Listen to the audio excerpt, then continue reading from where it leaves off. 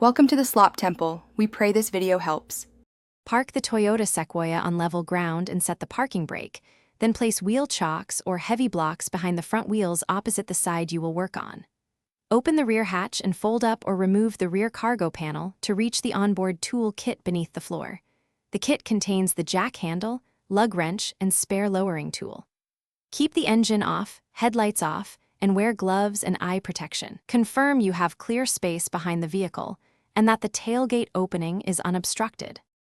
Locate the spare lowering access hole behind the rear bumper or inside the rear tailgate area, insert the supplied lowering tool or jack handle into the square drive, and turn it counterclockwise steadily. Continue turning roughly 20 to 30 turns until the winch cable lowers the spare tire carrier and you feel the tire rest momentarily on the ground. Pull the cable slack toward the rear, lift the retaining clip or retainer strap, and slide the spare out from under the bumper. Keep fingers clear of pinch points and avoid sudden drops by guiding the tire as it clears the carrier. With the spare on the ground, use the lug wrench or socket to remove the center retainer bolt or pry out the retaining clip holding the tire to the cable.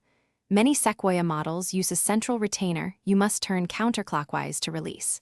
Lift the spare clear of the cable and wheel well, then stow the tire in the cargo area or mount it on the hub as needed. Return the retainer hardware and lowering tool to the onboard tool kit under the floor.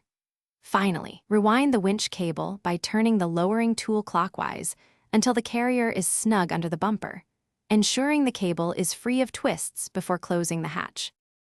Thanks for watching. Consider subscribing if we helped you.